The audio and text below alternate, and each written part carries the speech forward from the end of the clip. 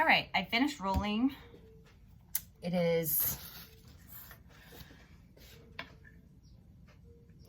a little less than ½ an inch.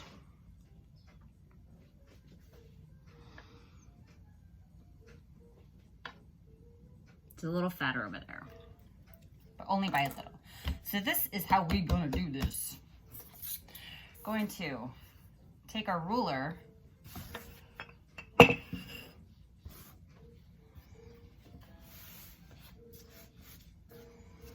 and I'm going to, this is why I need to have square, right?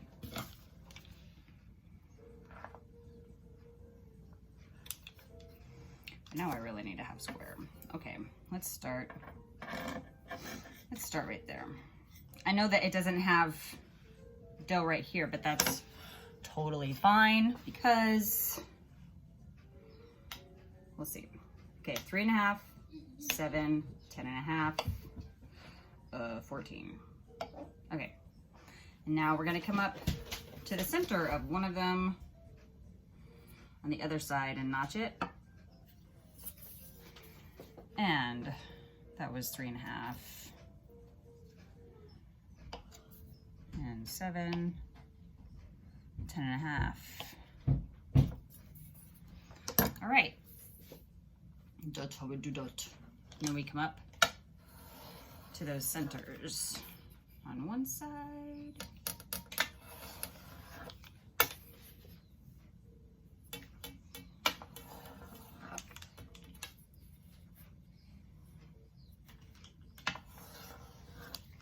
We go again on the other side.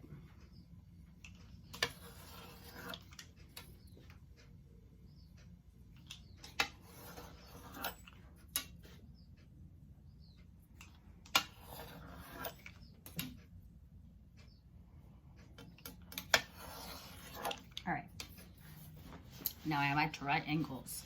Oh, I don't want to waste that. Look at that. That's so beautiful. Smell good. Okay. Now this is where I start obsessing over my layers because I do that. Okay, so now we need to stretch them out. And I like to do this with a floured hand just so it doesn't stick.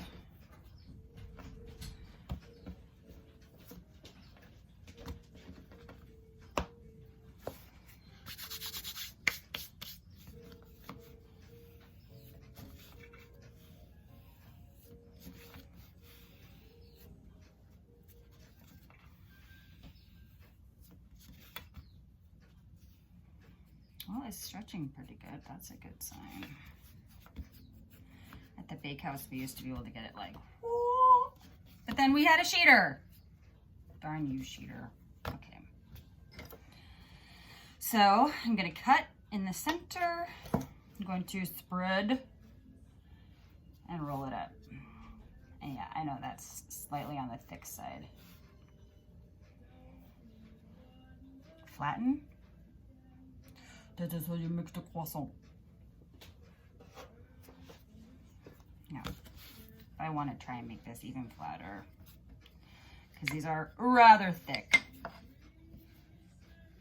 I know I have rolling pins of all sizes, huh? I actually helped out with some chefs at a hotel once for a volunteer opportunity, but these were Asian chefs. And they were making dumplings with all the executive chefs in the area. It was like they had to sign up for it, and they asked the school if they had anyone who would volunteer to be like sous chefs to these chefs, just to like help them gather their materials and give them what they needed when they needed it. And I volunteered. And I got star pin on my chef coat that I could wear that says, hey look, I'm a volunteer. I did that early on. I helped out with my chef for the foundations, fundamentals of basic cooking. And that was where I met Mac, and I was doing pasta demo. And he said that was where he really wanted to start his culinary career, because he just loved the chef, and that was Chef Tan. And she was just this little Asian lady. Very particular, and it just made you want to like not screw up around her. So for those people who push you for excellence and do not, honey, you're not gonna have eggs this morning. Why? I need the eggs for egg wash. All of them? Well, we're gonna have meatballs tonight, so I will need all of them. All of them? I'm sorry. But you have homemade bread, you can have toast.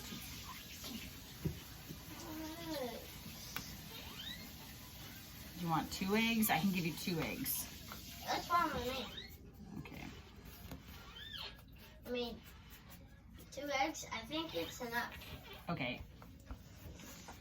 All right, I'm gonna do one more after this, No, there. and then I'll finish the rest. Oh.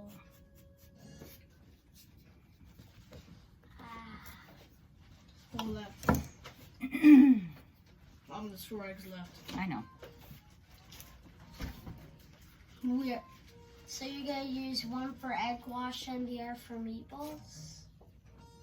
Wait, you put egg on meatballs? Put eggs in meatballs like you would put eggs in meatloaf.